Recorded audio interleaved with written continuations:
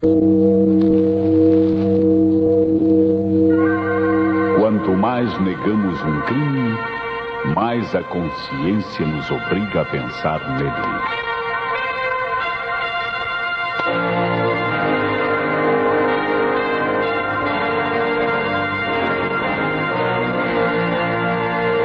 A Rádio Nacional passa a apresentar...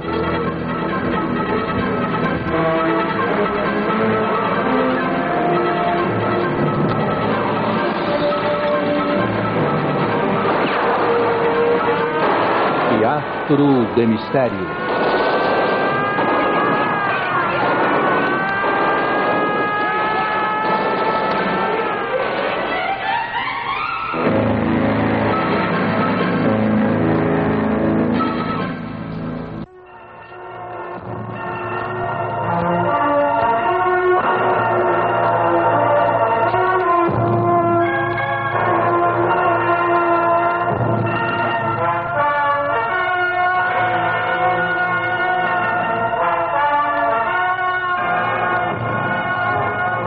Boa tarde, inspetor Santos. Boa tarde. Como vai, delegado? Sente-se, sente-se.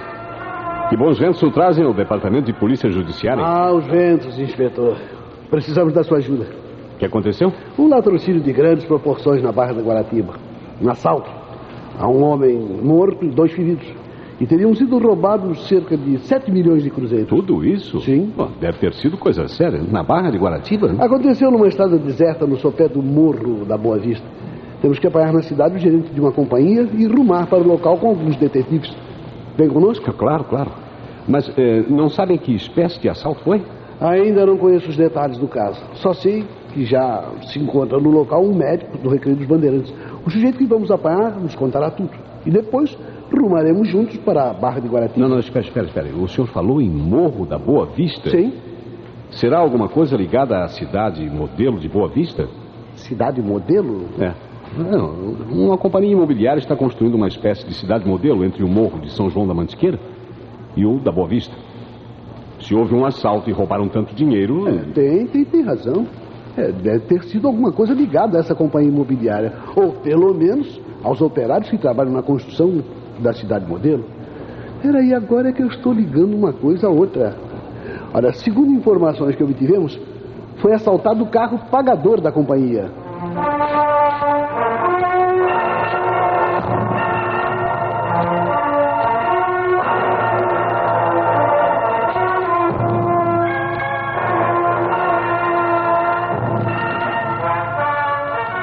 O Teatro de Mistério tem hoje em cartaz o original de Hélio do Soberal, O Único Culpado. Os fatos e personagens desta história são fictícios. Qualquer semelhança com casos ou pessoas reais terá sido coincidência.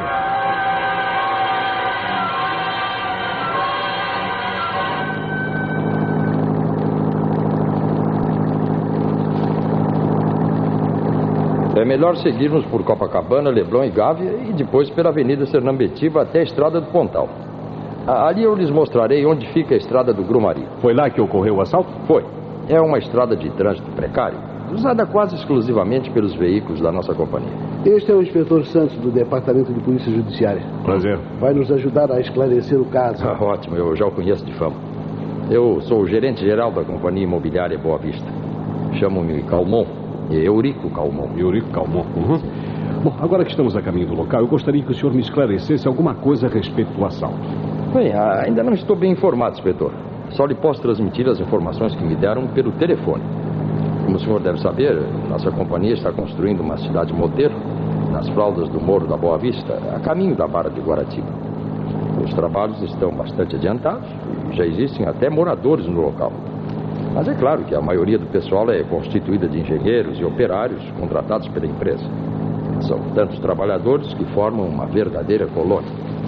Mas esses moram em casas de madeira no Plano Jangada. Plano Jangada? É, sim. As construções na parte norte da cidade têm a forma de uma jangada. Ora, todos os dias 15 e 30 do mês, segue para lá uma caminhonete dos nossos escritórios com os envelopes de pagamento dos trabalhadores.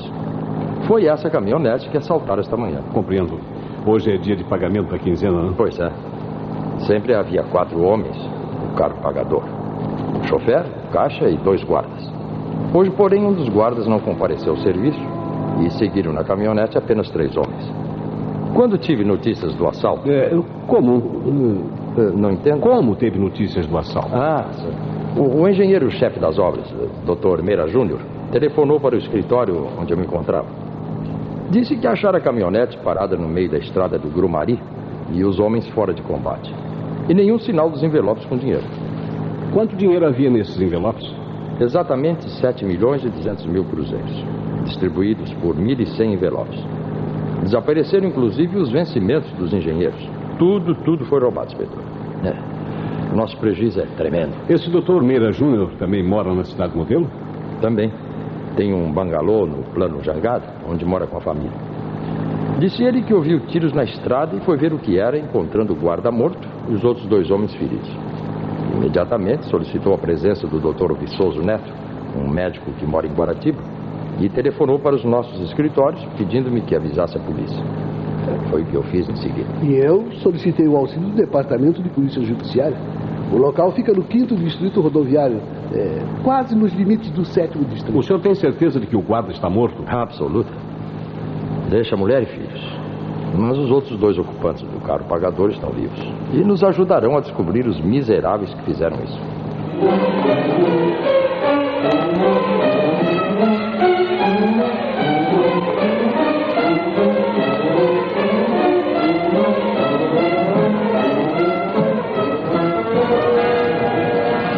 Por favor, venham comigo, senhores. O Dr. Viçoso já fez os 2 rapazes voltarem a si. O Benito, porém, terá que ser internado no hospital. Estamos à espera da ambulância. Benito é o chofer da caminhonete, inspetor. Também faz às vezes de auxiliar de contabilidade. Sei. Eu quero falar com o médico que atendeu as vítimas. Ainda não tinha o prazer de conhecê-lo pessoalmente, inspetor. Claro que é isso. Fizeram bem em solicitar o concurso do Departamento de Polícia Judiciária. O caso parece muito difícil de esclarecer. Vamos ter que enfrentar uma quadrilha muito bem organizada. Veremos isso, Dr. Meira. A caminhonete é aquela? Sim, senhor. Está no mesmo lugar em que foi deixada pelos assaltantes. Não mexemos em coisa alguma. Sim, porque pode haver impressões digitais. Né? Chegou a polícia? Sim. Já não era sem tempo. Aproxime-se, doutor Viçoso. O inspetor Santos quer falar com o senhor. Então, doutor, o que é que o senhor me disse? Bom, não posso lhe dizer muita coisa. Eu fui chamado pelo Dr. Meira Júnior para atender aos sobreviventes da carnificina e encontrei os 2 rapazes desacordados, caídos na estrada. Estão fora de perigo, mas o guarda já tinha falecido quando cheguei. O senhor tem carro, doutor Viçoso? Sim, tenho. E moro ali, no Recreio dos Bandeirantes. Como é que eles foram agredidos? Bom, o chofer levou um tiro na cabeça, mas a bala não chegou a atingir o encéfalo. Perdeu o conhecimento na mesma hora, devido ao impacto no parietal esquerdo. Eu diria que o alvejaram pelas costas. Encontrei-o caído no meio da estrada, em frente à caminhonete estacionada. O caixa também foi agredido pelas costas com uma barra de ferro e perdeu os sentidos com as pancadas que quase lhe fraturaram o crânio. Esse estava caído junto à porta da caminhonete. Quanto ao guarda, foi alvejado a queima-roupa com 2 tiros de um revólver calibre 38 que os assaltantes levaram. Morreu instantaneamente. A arma do infeliz é de calibre 32 e está no coldre, debaixo da axila do cadáver. Não teve tempo de usá-la. O guarda também foi alvejado pelas costas? Não. Recebeu as 2 balas no peito. Uma delas atingiu o coração. Olhem, ali vem o caixa da companhia. O Ricardo lhes contará tudo quanto acabou de me contar. Olha, não puxem muito por ele. O pobre rapaz ainda está tonto com o que aconteceu. Eu fiz um curativo de emergência na cabeça, mas ainda não estou certo de que não tenha havido fratura. Temos que lhe fazer um exame radiológico. É a polícia, né? Os malditos quase me matavam. E o pobre Nathaniel. A minha cabeça. Nathaniel é o guarda que foi assassinado, inspetor. Há 7 anos que trabalhava na firma. Era um homem de inteira confiança. O chofer Benito e esse rapaz Ricardo trabalham para nós há mais de 4 anos. Também são de inteira confiança. Se o senhor pensa que eles estejam envolvidos no assalto... Não, eu ainda não disse nada, senhor. Não. Mas sente-se, Ricardo, sente-se. Tenha paciência, viu? Mas você precisa me contar tudo o que sabe. Muito bem. Quantos foram os assaltantes? Bom, eu não sei, inspetor. Mas foi uma quadrilha. O assalto foi muito bem planejado. Eu também creio. Diga, como foi que as coisas se passaram realmente? Vamos lá. Bem, inspetor, nós víamos muito bem pela estrada do Pontal e entramos na estrada do Grumari para cortar caminho. Íamos na direção da cidade modelo, né? De repente, Benito disse que havia uma grande pedra no meio da estrada, obstruindo a passagem. Eu olhei e também vi a pedra. Dava a impressão de ter caído do Morro das Piabas, que é aí em frente. Aí o Benito freou a caminhonete e desceu para retirar a pedra. O Nathaniel queria ajudá-lo, mas ele disse que afastava ela sozinho, né? Desceu do carro e aproximou-se da pedra. Nesse momento, ouvimos o primeiro tiro.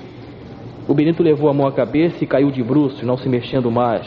Nem eu e nem Nathaniel vimos ninguém. Aí ele saltou também do carro e gritou qualquer coisa, né, inspetor?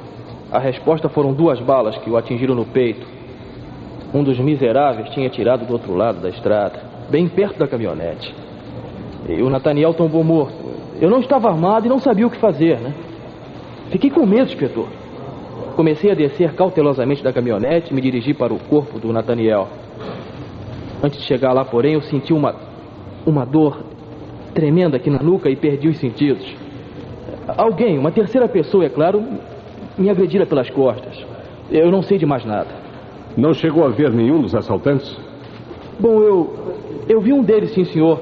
Mas a distância não deu para reconhecê-lo, não. Eu vi o miserável que matou o Nathaniel, sim. Estava emboscado no mato, assim, bem ao lado do lugar onde parou a caminhonete. Como era ele? Era um mulato com boné azul. Bom, eu não lhe vi direito as feições, mas sei que estava armado com 2 revólveres, um em cada mão. Foi esse mulato que assassinou Nathaniel. Mas eles eram 3, no mínimo. Mas por que acha que eram 3? Não foi esse mulato também quem atirou no chofer? Ah, não podia ser não, inspetor. Não podia ser não, porque o tiro que atingiu o Benito veio do lado contrário e de longe, né? O mulato estava perto da caminhonete. Bom. E o miserável que agrediu estava... Bom, eu não tenho certeza, mas parecia que estava escondido na própria caminhonete.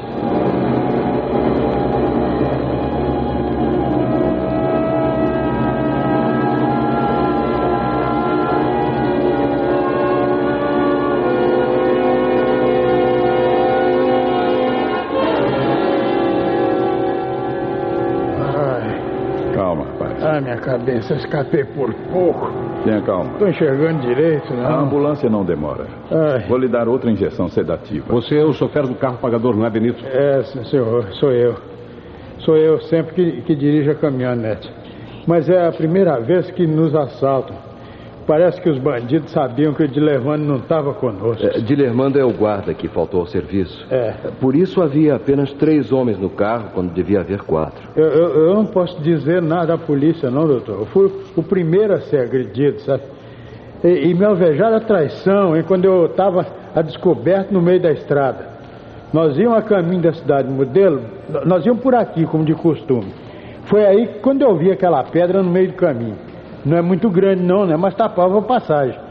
Eu desci então para afastar o obstáculo.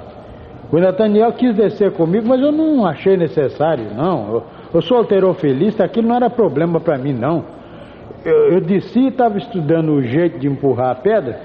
Aí quando eu vi, foi aquela explosão, eu senti uma dor desgraçada na cabeça. Tudo ficou escuro e quando eu voltei a mim, eu estava na cidade modelo, sendo tratado aí pelo doutor Viçoso. Então não chegou a ver o mulato? Mulato? Não, senhor, não. O tiro veio de trás, doutor, eu não vi ninguém, não.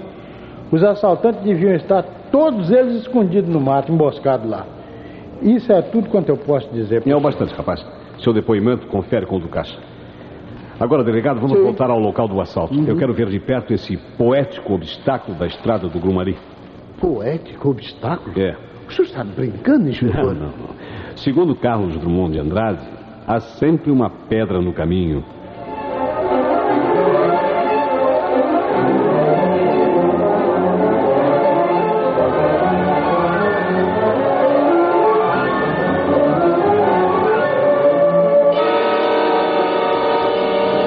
Pronto, inspetor, aqui está a pedra. Mandei que afastassem os curiosos para não atrapalharem as investigações. Mas chegamos tarde, delegado. Como? Todo mundo já andou por aqui enchendo o caminho de pegadas e destruindo os indícios materiais. Paciência. Vamos ver como foi que a pedra veio parar aqui. Olha, inspetor, esta pedra deve pesar uns 200 quilos. Hein? Foi arrastada, com certeza. Foi arrastada, mas não me parece tão pesada assim. Repare que é feita de material poroso. Tem mais tamanho do que peso. Olha só, com esta mão eu consigo movê-la. Com as duas mãos, qualquer pessoa poderia arrastá-la até aqui. Mas vendo-a de longe, de dentro da caminhonete, como é que o chofer já sabia que não era pesada? Então, ele pratica alterofilismo, inspetor. Supôs naturalmente que podia com ela. Naturalmente. E os envelopes com dinheiro? Isso eu não sei. Certamente os assaltantes levaram. Estavam dentro de uma caixa de madeira colocados em ordem alfabética. Foi o que me disse o gerente da companhia. Uma caixa com mais de 1000 envelopes? Não seria fácil de carregar debaixo do braço. Os assaltantes, portanto, estavam motorizados. Bom, vamos ver o que encontramos por aí, por esse mato que ladeia a estrada.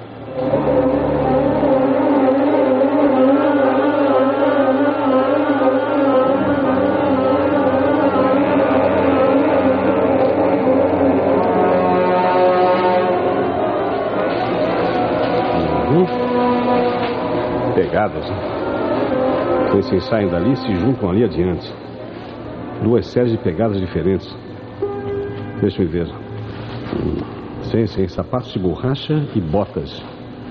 Botas grosseiras de couro. E os números são diferentes. As botas são maiores do que os sapatos. Olha, inspetor, todo mundo está pesquisando o mato, nos ajudando. Pode ser que... Ali adiante também há qualquer coisa curiosa, vamos ver.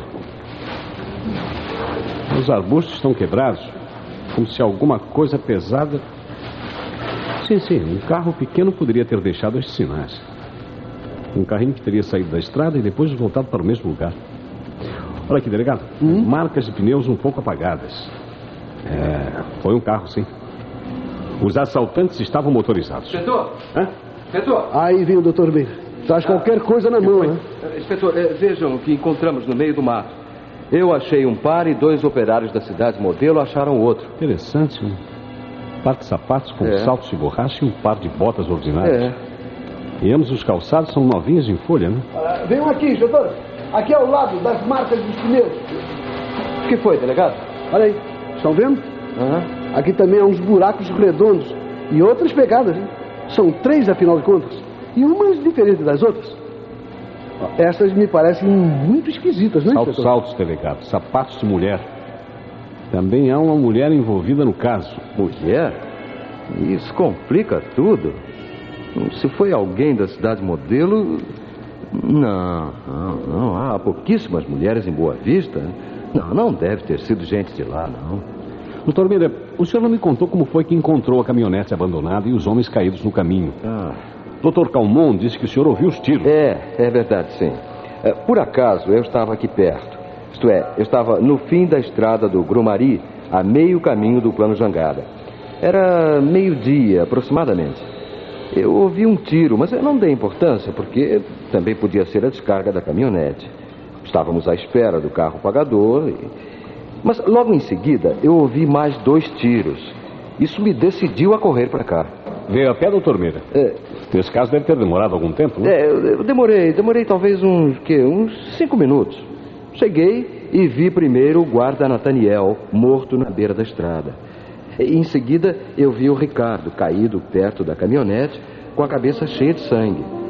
Mais adiante, no meio da estrada, junto da pedra que obstruía o caminho, estava o chofer, o pobre Benito, também se esvaindo em sangue. Aí eu fiquei apavorado, né? E gritei por ajuda. Mas só muito tempo depois é que apareceram alguns trabalhadores para me ajudar e socorrer os sobreviventes. Não chegou a ver nenhum bandido? Não, senhor, não vi ninguém, não. Mas o Ricardo me falou num certo mulato que usava um boné azul. Pois bem, eu conheço esse camarada. Conhece um dos assaltantes? É. E quem é ele? Pertence à cidade modelo? Não, senhor delegado. Mas ele já foi visto várias vezes perambulando por aqui. E não fui eu só quem o viu, não. Muita gente deve se lembrar dele. Nós pensávamos que estava interessado em adquirir alguma propriedade. Muita gente o viu rondando o lugar. Mas quem é que ia desconfiar, né? E também vimos o barbudo. O barbudo? É. Ué, é a primeira vez que se fala num barbudo? Deve ser companheiro do mulato claro, de boné azul. Um homem assim, magro, de barba negra, óculos escuros. Esse pilantra também foi visto rondando a estrada do Grumari e o Plano Jangada. Mas tanto um como o outro não falavam com ninguém e davam no pé cada vez que algum operário se aproximava. É muito intuitivo isso. Evidentemente, os assaltantes procuraram conhecer o terreno antes de dar o golpe. Isto foi obra de quem sabia o que estavam fazendo. De quem sabia, inclusive, que havia apenas 3 homens na caminhonete, não 4, como era de costume. Por que o segundo guarda faltou ao serviço? Não sei não, inspetor. Mas o Dr. Calmon deve saber. Os guardas estão subordinados ao escritório no Rio de Janeiro e não a Boa Vista. O guarda ausente chama-se Dilermando e mora no Rio. Se não me engano, o Dr. Calmon disse que ele deu parte de doente. Muito bem. Isto por aqui está visto. Podemos voltar para o Rio. Sim, senhor. Agora eu tenho interesse em visitar o guarda Dilermando.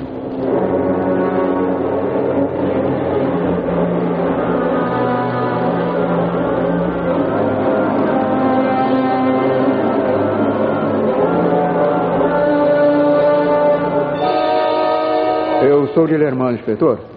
Eu acabei de saber do caso, mas que coisa horrível, hein? Se eu estivesse lá, podia ter sido o Moro também. Mas ainda me sinto tão fraco. Está doente? Eu fiquei doente esta manhã. Acordei assim, um negócio nas tripas. É uma desenteria danada, sabe? Olha, pergunte à minha mulher. Não podia mesmo ir trabalhar hoje de manhã, não. Por isso, então, eu dei parte de doente à última hora e eles não botaram ninguém no meu lugar, né? Se eu tivesse ido, hein? Se você tivesse ido, talvez nada acontecesse. Sua doença foi muito providencial para os assaltantes. Está suspeitando de meu marido, inspetor? Não seja injusto. Dilermando amanheceu mal disposto mesmo. Não podia sair de casa daquele jeito, a toda hora no banheiro. Ele não faltou ao serviço por querer. Se for preciso, a gente arruma um atestado médico. E a que você atribui seu mal-estar, Dilermando? Não sei, né? Alguma coisa que eu comi ontem à noite. O negócio tem todo jeito de intoxicação alimentar. Não olhe pra mim, Dilermando. Eu sempre fui muito boa cozinheira e não ia fazer nada que... Não, peraí. Pode ser. Aqueles pastéisinhos de camarão. Só você que comeu na ceia de ontem. Nem eu, nem os rapazes quisemos pastéisinhos. Os rapazes? Sim, senhor. Benito, Ricardo e Vanderlei. 3 amigos nossos que vieram ceiar ontem à noite e jogaram cartas até às 11 horas, mais ou menos. Benito é o chofer da caminhonete e Ricardo, caixa da companhia. Vanderlei é vizinho nosso, funcionário público. Nem eu, nem eles comemos os pastéisinhos, de maneira que... só podia ter sido isso. Posso ver os pastéisinhos que sobraram? Infelizmente, inspetor, não ficou nenhum. Vanderlei levou os que sobraram. Eu não gosto de camarão. A senhora estava aqui com o seu marido ao meio-dia de hoje? Sim, senhor. Bom, isto é, Dilermando estava deitado no quarto. E eu tinha ido visitar a senhora do Vanderlei. Estive lá das 10 horas até as 2, quando voltei para dar o almoço. Dilermando não quis comer nada. Continuava com os intestinos desarranjados. Encontrou seu amigo Vanderlei em casa, dona Graziela? Não. Dona Filomena disse que ele só ia almoçar às 2:30 da tarde. Ela estava sozinha quando a visitei.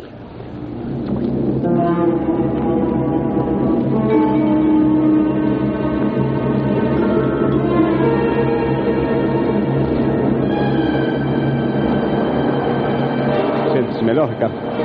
Sim, senhor. Felizmente não houve fratura interna. As chapas não acusaram nada grave. O Benito, porém, está hospitalizado desde ontem. O seu amigo Benito escapou de boa. A propósito, visitei outro dos seus amigos, o Vanderlei, vizinho do guarda Dilermando. Vanderlei? O que ele tem a ver com isso? Nada. Apenas achei curioso que tivesse ceado na casa de Dilermando justamente quando o guarda sofreu uma violenta intoxicação alimentar. Mas não há nada contra ele, não. Nem contra Dilermando. Quanto ao tal mulato claro, o boné azul, e o barbudo dos óculos escuros... Barbudo? Barbudo. Há algum barbudo envolvido na história? Assim parece. Dr. Meira viu estes 2 homens várias vezes rondando a cidade modelo. Você conhece algum barbudo? Ora, quem não conhece? Bom, ou melhor, quem não conhecia, né? O Dr. Calmon, gerente da companhia, usava barba negra. Usou até a semana passada.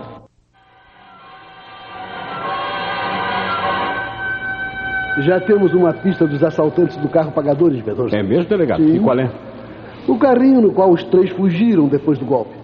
Os peritos acabam de identificá-lo pelas marcas dos pneus, né? Mas todas as impressões digitais foram limpas cuidadosamente. Mas onde está o carro e quem é o dono dele? O dono não sabe de nada, inspetor. Foi roubado na madrugada de ontem. A queixa já fora feita no distrito. Carro roubado? Sim. Eles sempre usam o mesmo método. Foi roubado justamente na noite anterior ao assalto. Não pode ser coincidência. O carro é desses sedãs de 2 portas. Aliás, a caminhonete é da mesma marca. E onde foi encontrado o carro? Um guarda de trânsito localizou-o estacionado no centro da cidade. Reconheceu pelo número da licença que constava de uma relação de carros roubados. A chapa não estava presa com selo de chumbo, o que leva a crer que os ladrões usaram uma chapa fria quando utilizaram o veículo. É possível. E para onde foi que vocês levaram? O carro está no depósito da polícia, junto com a caminhonete. Mas vamos até lá, eu quero examinar com os meus próprios olhos. Sim. Ambos os carros, Pode ser que eu encontre alguma coisa que tenha escapado aos peritos.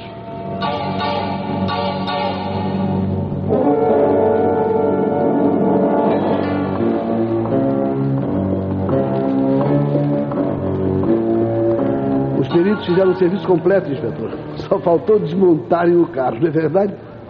O que você está fazendo, inspetor? Estou desmontando o carro. Oh. Aqui embaixo do banco traseiro, escondida pela bateria, acabei de encontrar uma coisa interessante. Nossa! Um revólver? Revólver calibre 38. Tem impressões digitais, mas com 3 balas deflagradas. Olha os cartuchos vazios no tampo. Não, mas não é só isso, não. O delegado, ajude-me. Ou muito me engano, o recheio deste banco não é feito apenas de palha. Sim. Olha, palhas, arames, olha, inspetor, molas. E panos, Pano vermelho e um boné azul. Um boné azul? Um boné usado pelo mulato visto pelo Dr. Meira Júnior. Pano vermelho é um blusão sujo de óleo. Da poeira. Agora só faltam 2 coisas. 2 coisas? Sim. Os envelopes com os 7 milhões e os sapatos de mulher. Os sapatos pode ser que o senhor encontre, mas o dinheiro eu duvido muito. Nunca se sabe, delegado. Os ladrões devem ter escondido o produto do roubo em algum lugar. As cédulas são novas e foram retiradas do banco. Os números das séries são conhecidas. Não poderão utilizar o dinheiro tão cedo se não quiserem ser agarrados. Logo, os 7 milhões devem estar escondidos em algum lugar dentro da caixa de madeira. Aonde vai, inspetor? Agora vou inspecionar aquela caminhonete. Também foi examinada pelos peritos, né? Suponho que sim, pois está toda revirada. Também não havia impressões digitais. Mas segure o revólver e as roupas, delegado. Eu começarei pelo lado de fora. Certo.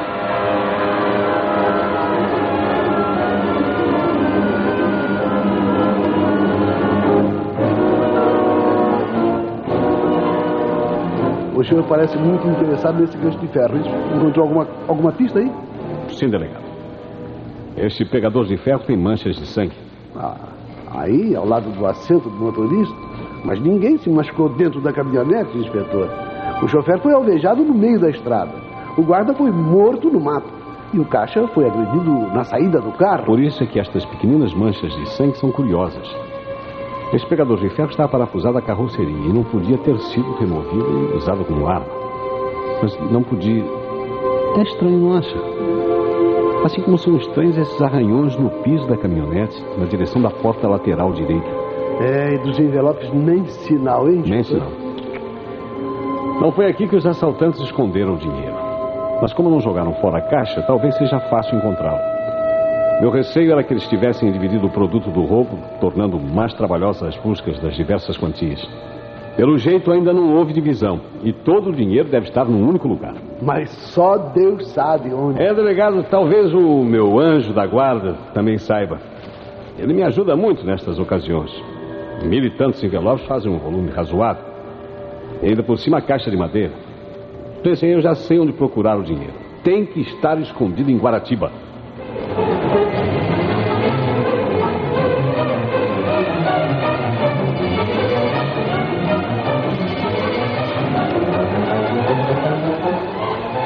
Veja, inspetor, a pedra continua no mesmo lugar. Eu dei ordem para que não a removessem. Felizmente, essa estrada não tem nenhum trânsito e a pedra não atrapalha. Era nisso que eu estava pensando. Esta estrada é de trânsito precário e ficou em péssimo estado depois das últimas chuvas. Logo, a pedra que obrigou a caminhonete a parar podia ter sido aqui colocada muito antes da hora do assalto. O que é que o senhor quer dizer com isso, inspetor? Que os ladrões tiveram de tocar toda a noite? Não, delegado, não é bem isso que eu quero dizer. Quanto àquele detalhe da gasolina esgotada... Gasolina esgotada? O carro roubado tinha um tanque vazio. A gasolina já estava na reserva. Ora, o proprietário do carro jurou que tinha enchido o tanque antes do roubo. Aquele tipo de carro é muito econômico.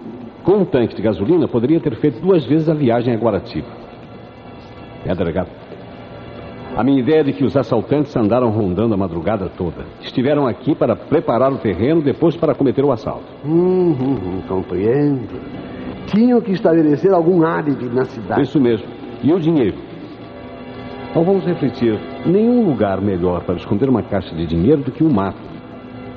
Podia ter sido enterrado? Não. Suponhamos que eu tivesse pouco tempo para esconder o dinheiro e não quisesse ou não pudesse dividi-lo com os meus cúmplices. Onde o esconderia? Num círculo de 200 ou 300 metros. Tendo por centro a caminhonete abandonada, né? 200 ou 300 metros? Os assaltantes não podiam ter escondido o dinheiro muito longe daqui. Tinham pouco tempo. Espera. Estou vendo uma coisa. O que é, inspetor? Venha comigo, vem. Pois não. Aquela pequena laje no meio do mato parece-me bem apropriada para aquilo que eu estou pensando. Vamos ver de perto.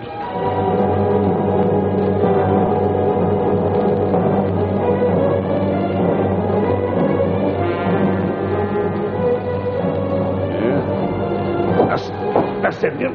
Está saindo do lugar. Assim.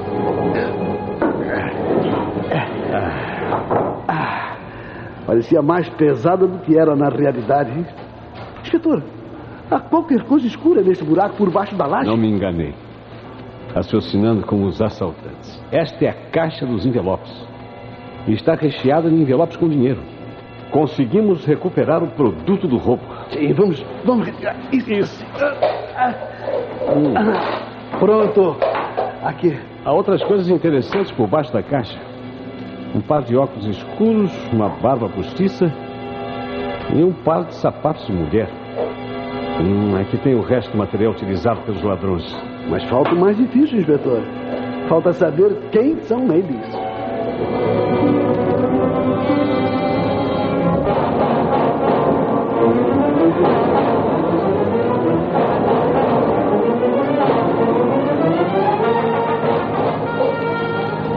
Para onde estamos indo?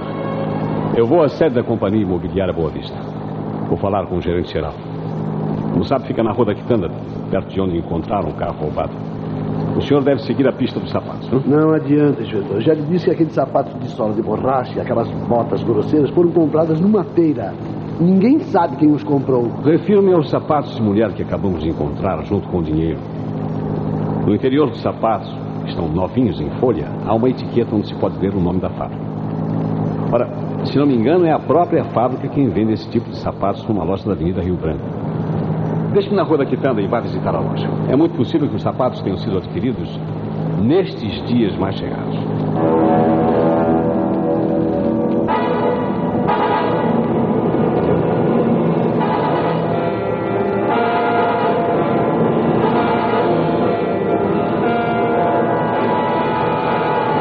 Faça o favor de se sentar, inspetor Santos. Então é verdade mesmo. O senhor conseguiu recuperar o produto do roubo? Sim, doutor Camon. Eu e o delegado encontramos os 7 milhões. Os envelopes estão intactos. Os ladrões enterraram a caixa por baixo de uma laje facilmente removível na beira da estrada de Gumari. Belo serviço. Sabe, estou entusiasmado com o trabalho do Departamento de Polícia Judiciária. Mas, inspetor, e os ladrões? Eu também acabarei desmascarando-os. Para isso eu preciso da sua ajuda. Faço uma ligeira ideia das coisas, mas preciso obter provas. O senhor me ajudará a obtê-las. Eu? Francamente, eu não sei como. Por que raspou a barba uma semana atrás, hein? Bom, minha esposa me pediu que a raspasse. Dizia que eu ficava horrível com aquela barba.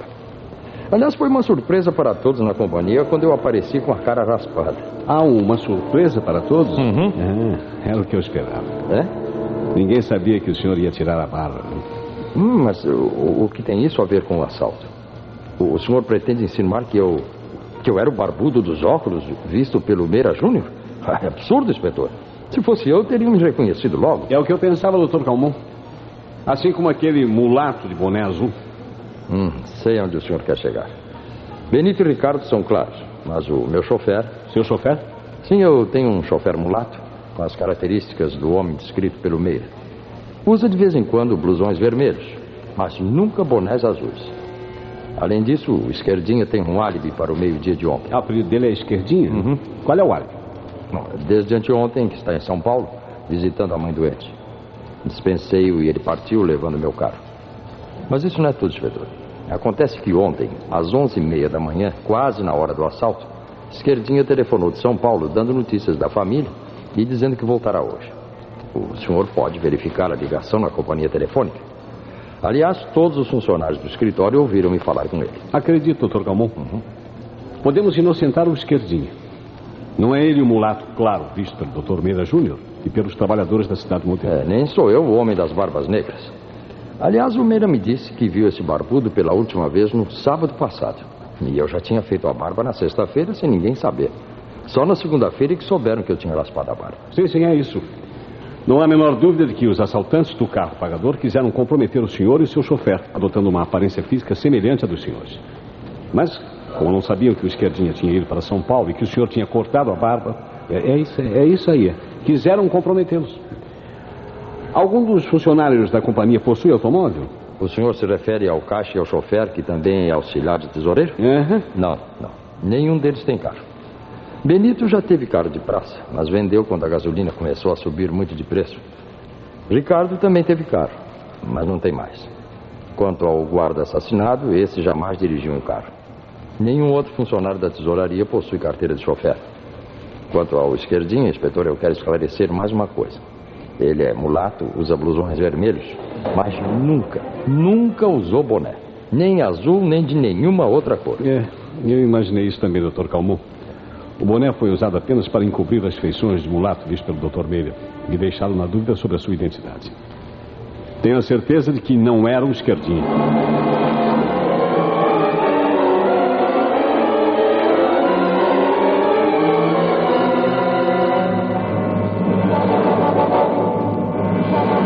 Aqui estou, inspetor.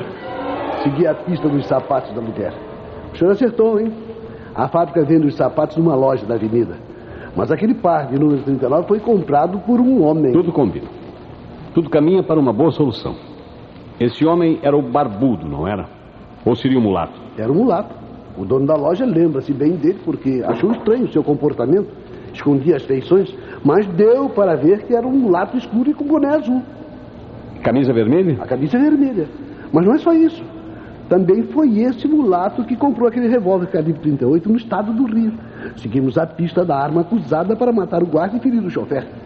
Foi comprada numa loja de munições do estado do Rio por um mulato de blusão vermelho e boné azul. Está tudo esclarecido, delegado. Já sei como foi assaltado o carro pagador. Mas a história é tão complicada que dificilmente poderei prová-la sem uma confissão. Temos que reconstituir o crime, entende? Reconstituir o crime? Vamos levar a caminhonete para a estrada do Grumari e fazer a reconstituição do assalto ponto por ponto, de acordo com as declarações dos sobreviventes. O Dr. Meira Júnior e o gerente geral também devem estar presentes. Um deles mentiu, delegado. E antes de lhe dar voz de prisão, eu preciso provar a mentira.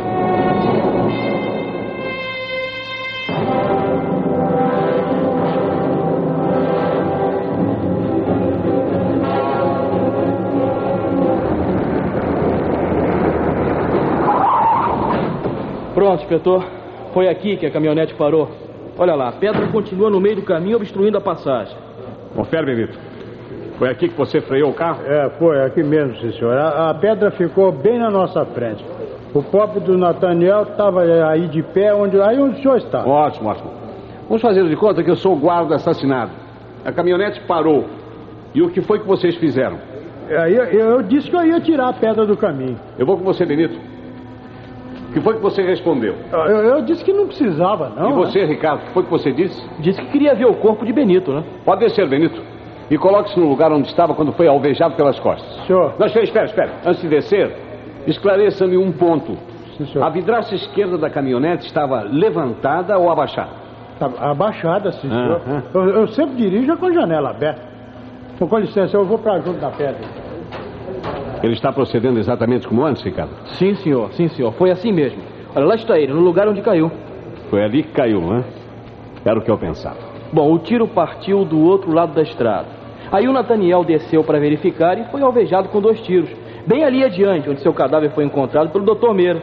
Eu desci em seguida e também fui agredido por trás. Não, Ricardo, você se engana. Nathaniel não foi assassinado lá fora, e sim dentro da caminhonete. Talvez você não tenha reparado nisso. Nathaniel foi assassinado aqui dentro, como você também se machucou aqui dentro. Depois de morto, é que o guarda foi arrastado para fora e seu cadáver colocado na margem da estrada. E quem fez tudo isso, Ricardo? Bom, vamos deixar que eu lhe direi. Foi você. Você é o único culpado.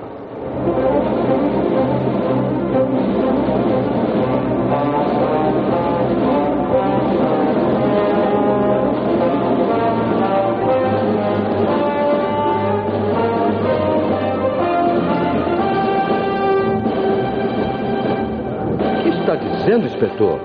Acusa o caixa de ter cometido o assalto? Mas ele foi agredido também na cabeça. Os assaltantes usaram uma barra de ferro.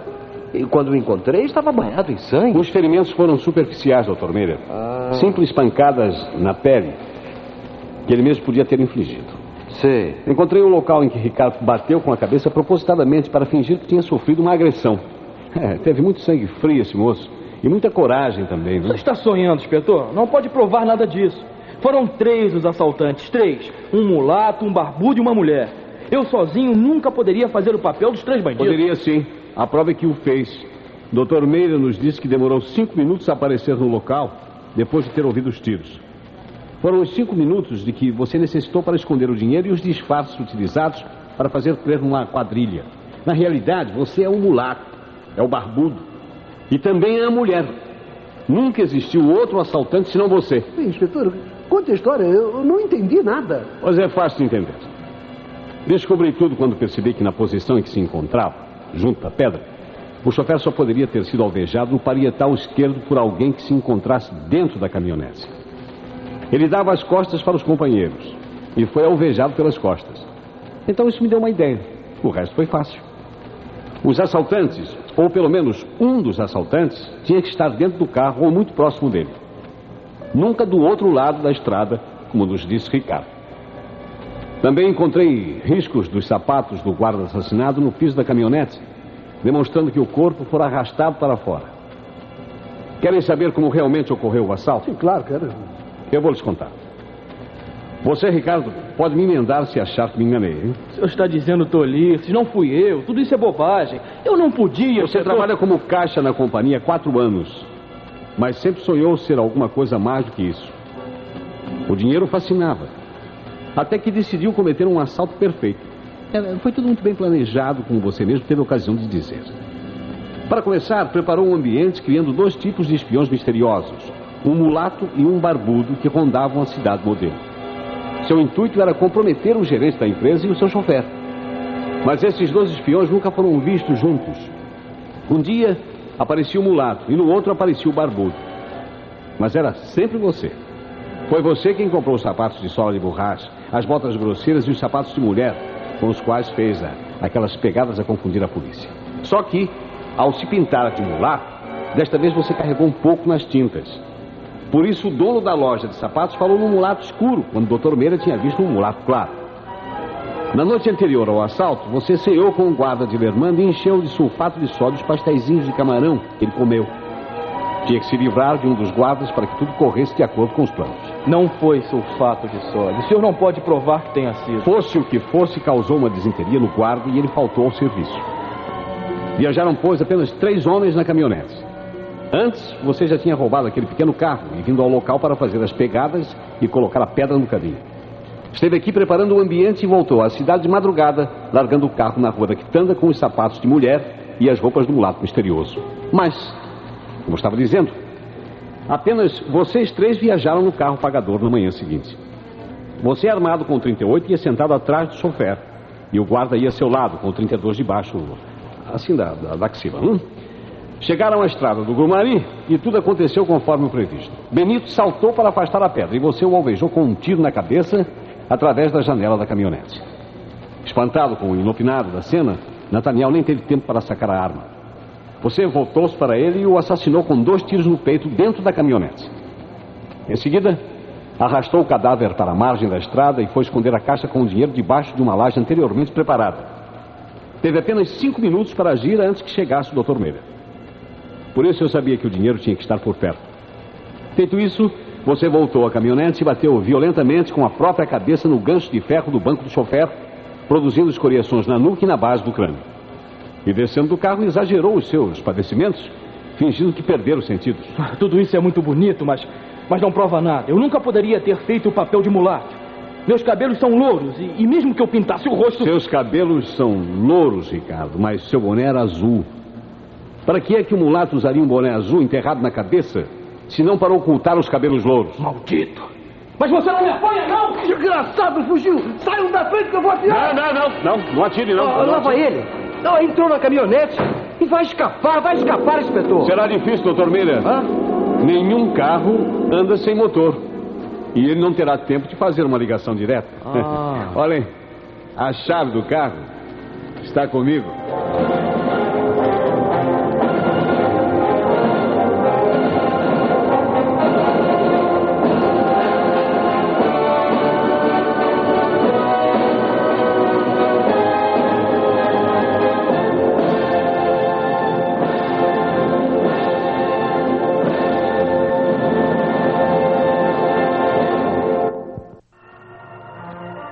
O Teatro de Mistério acabou de apresentar o original de Hélio do Soveral, O Único Culpado.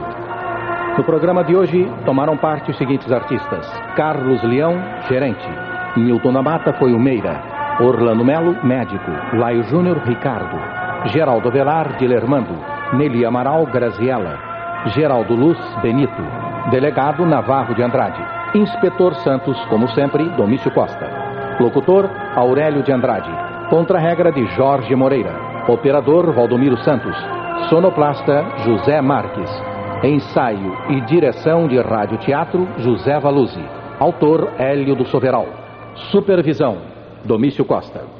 Na próxima semana, neste mesmo horário, voltaremos a apresentar mais um Teatro de Mistério.